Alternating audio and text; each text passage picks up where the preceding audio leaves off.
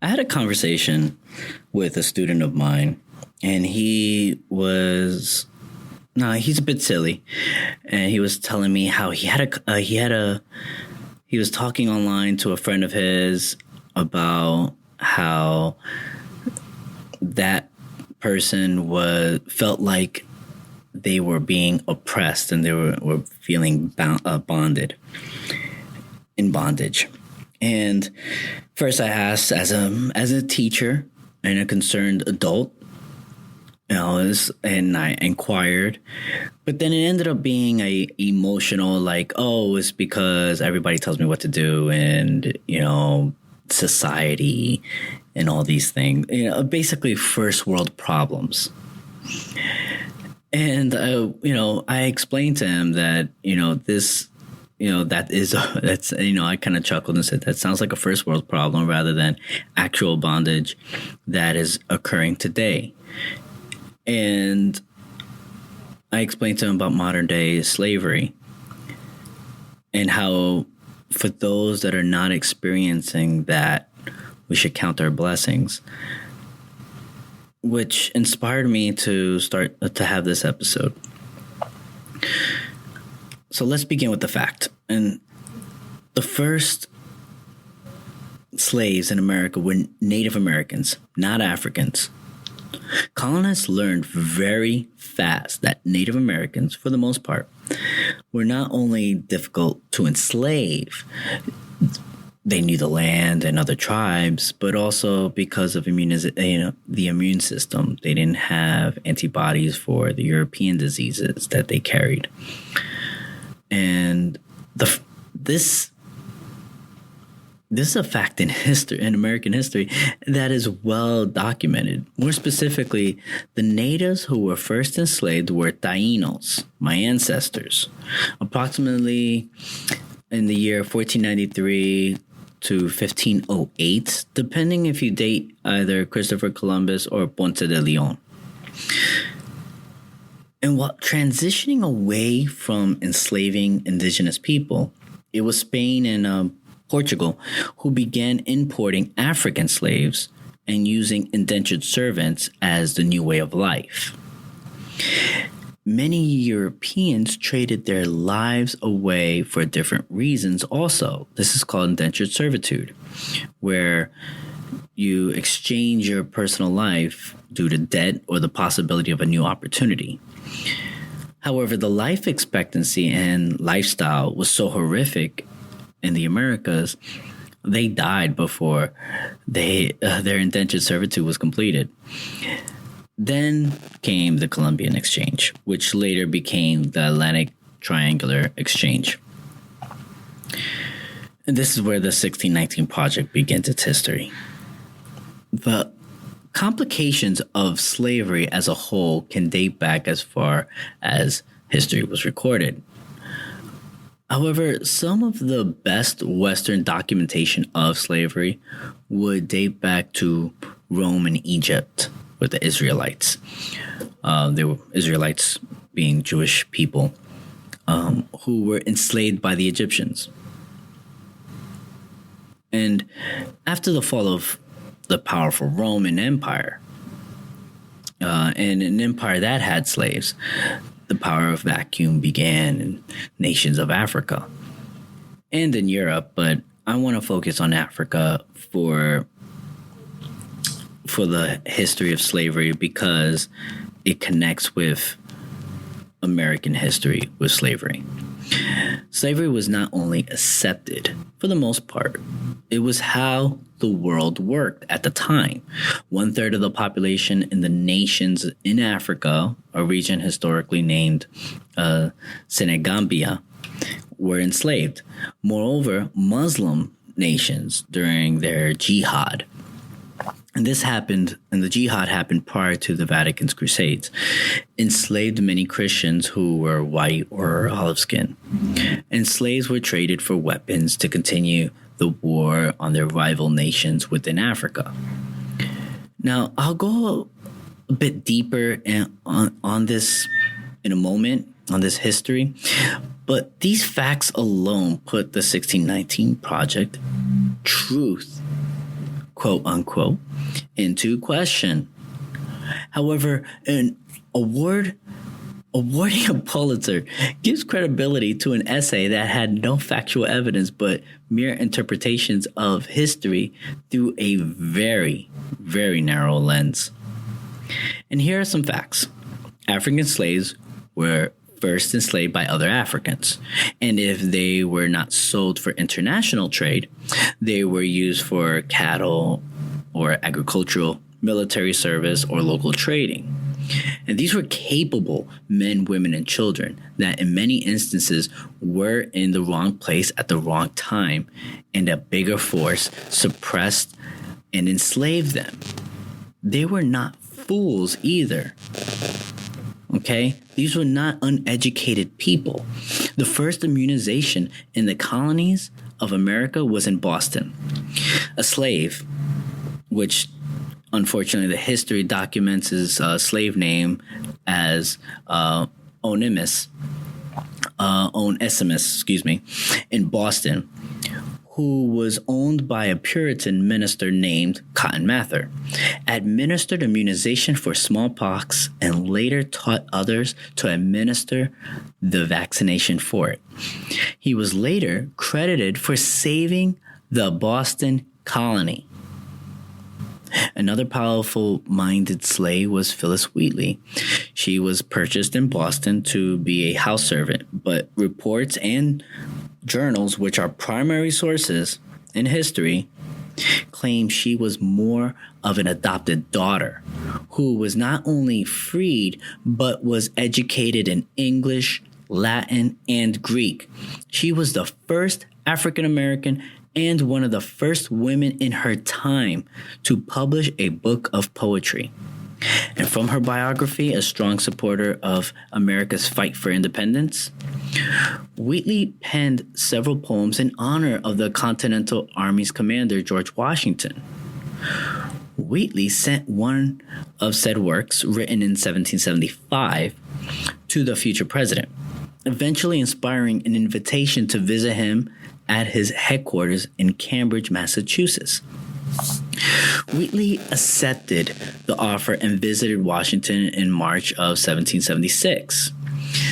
Slaves also brought in practices that cultivated modern medicine, foods, and musical culture that we see today, such as music that inspired almost every modern popular sound in the United States, to the Spanish music such as salsa and merengue. Furthermore, slaves brought a whole new meaning of bravery into the New World. Take, for example, James Armistead. Armistead, born into slavery and eventually rose to not only stand by George Washington and Marquis de Lafayette, but was the first double spy in America who was credited to be the key person for the victory of the colonial army. He received a full pension and became a free man. There are many other great leaders who rose up from slavery, but you can listen to my previous episode on history and get more details on that, because there are a lot more people to be discussed, and why in most educational societies, in America at least, you don't hear about it. I highly recommend to listen. Nevertheless, some claim that slaves that stayed in Africa were treated better, and if they knew the harsh world they would be going into, that they would refuse to sell to the merchants. Well, if that was the case, then modern day slavery, such as children's sex trade and labor, would not be occurring today. And let's not forget, if you're selling a human being, you are not looking at them as human beings, but as product. So let's cut the humanistic stuff out. You're not selling what you're trying. I'm not buying what you're trying to sell, I think is the term. And let's keep it real. Now, as promised, I want to elaborate on the history of slavery before I go deeper into modern day slavery, which is a personal I have a personal vendetta about. The history of slavery spans since the time of Babylon in the 18th century BC and Mesopotamia in 10,000 BC. Since then, it has expanded throughout the cultures, religions, nationalities. Moreover, the social, economical, and legal statuses of slaves were different based on the culture and the era when it took place. So slaves were enslaved for different reasons. And we cannot forget it was the Israeli slaves that built the Egyptian pyramids that everybody loves to see. Furthermore, many people, especially during the time of the Roman Empire, bounded themselves into slavery in order to pay off debts. Some slaves became gladiators, and they were volunteer slaves that bounded themselves for an opportunity of glory. However, it became less common as time passed throughout the early Middle Ages after the fall of Rome, with the exception of some cultures, and which I'll get into in a second. And let's look at the Ottoman Empire and the Ottoman Wars, the Byzantine Ottoman Wars between 1265 and 1479, and the Ottoman Wars in Europe between the 14th and the 20th century, which resulted in the enslavement of Christians.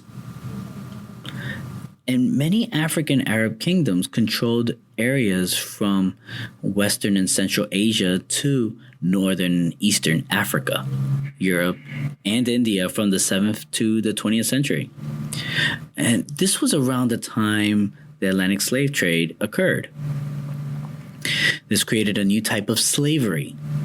This new form originally was not about race, but rather cattle slavery. This put people in category of goods rather than being human. People in bondage and their children will remain in bondage. So if you were born a slave, you are a slave. This was originally invented in the mid-1400s when the Portuguese and the Western African kingdoms began trading slaves. They gave them inventions and weapons in exchange for slaves. And kingdoms included Dahomey and Ashanti became powerful due to the slave trade. Okay, and these are tribes that are, that people still talk about. They were part of the slave trade. And it was so successful that they began capturing people more inland, which we can talk about the harsh conditions of marching them back to the coast for the trade, if you want, on another episode, if requested enough. But I'm digressing. Obviously, in the United States, many Christians began to justify slavery, especially based on race and moral values rather than just cattle, which made the situation worse. And you had one group of Christians justifying slavery, while another group of Christians that are abolitionists. And this was before the Revolutionary War. Okay, let's make this clear. This was not during the Civil War.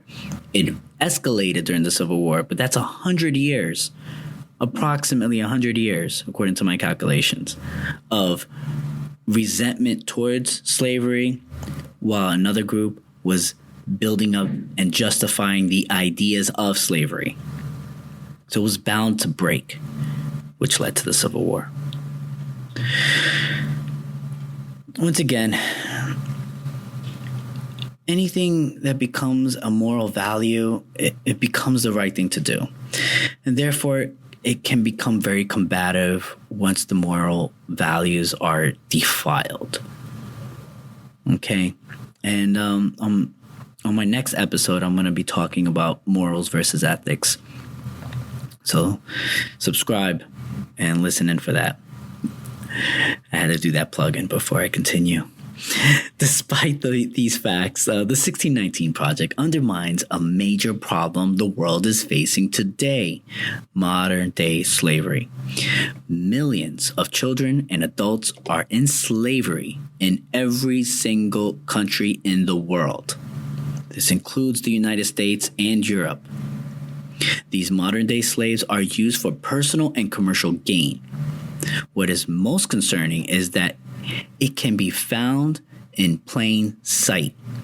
This can be people making our clothes, working in our factories, cleaning our homes, picking our crops, or serving our needs such as food and cosmetic application. So if you're going to the hair salon, for example, or if if you're a gentleman that likes to get his manicure and pedicure, and it's perfectly fine with that. But you never know, that person that you're serving, even tipping, might actually be a slave. Now, I'm not talking, and I want to make this clear. I had to take a moment of pause, and I want to make this perfectly clear. I am not talking about people being underpaid or overworked, okay? I am speaking on the purest form of slavery, through bondage and fear. It looks like a normal job that these people are doing from the outside, but the people are controlled due to violence, passports taken away, inescapable debt, or a fear of deportation. And here's a list of modern-day slaves taking shape. We have forced labor, those that work and or service people and are forced to do it. We have human trafficking. This can be forced labor, which I just mentioned, criminality, being forced into gangs, organ removal, forced marriages, and prostitution. Then we have debt bondage. And these are people that are trapped who had to borrow money and are forced to work off their debt. So basically how that works is they almost like indentured servitude, with an exception that they make it impossible for you to pay off your debt. So you will surrender yourself and you will work until they tell you when not to. But they would give you a place to sleep. They will feed you, but they will deduct it from your pay, which is barely minimal. So they make it almost impossible. And then we have slavery of children, the exploitation of children that are forced into prostitution regardless of sex. I do not care if it's a male or a transgender, whatever. Regardless of sex, this is part of their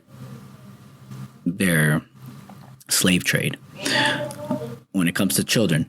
And then we have military. So we have children that are forced into become child soldiers. And then we got criminality again. And then we have domestic slavery. The biggest concern is the ideas of oppression rather than actual oppression.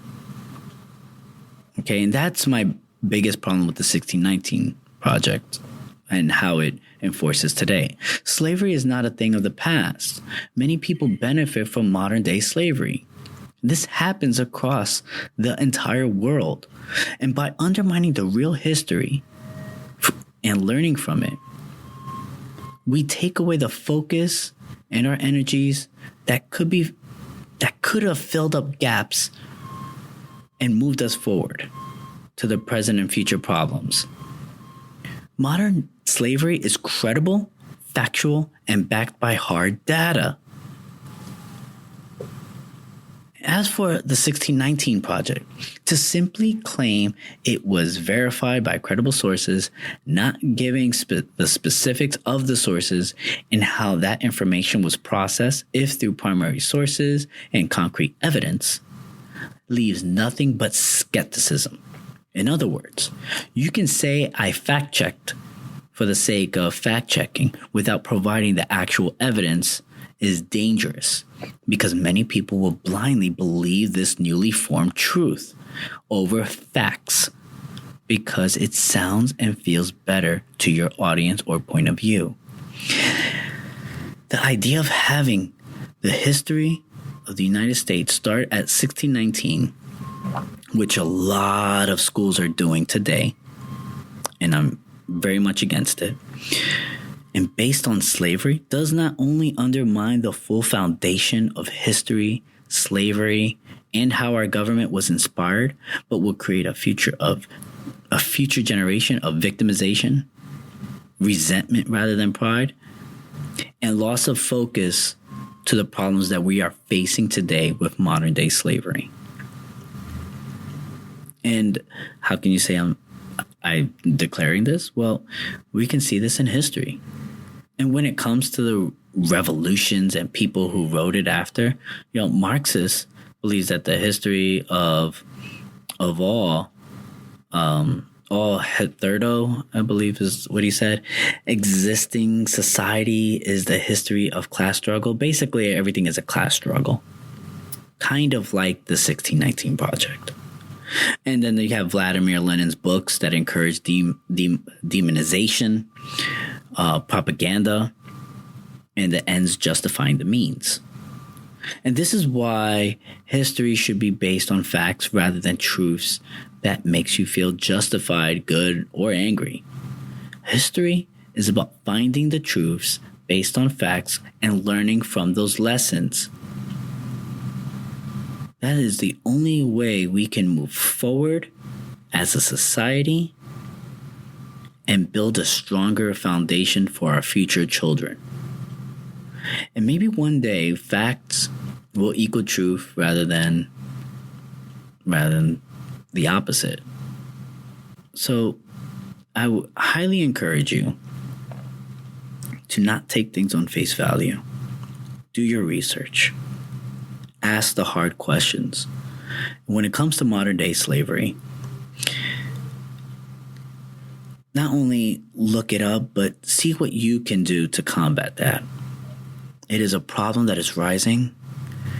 I believe this was back in my days with the New York City Police Department, the NYPD, in a training on human trafficking. How many cartels are switching over from drugs to humans. It's more profitable and it's less manpower. It is rising, and we need to do something about that. And I hope all of you that are listening will be inspired to at least look into the matter and see what you can do to help those that are truly, truly in bondage and in need.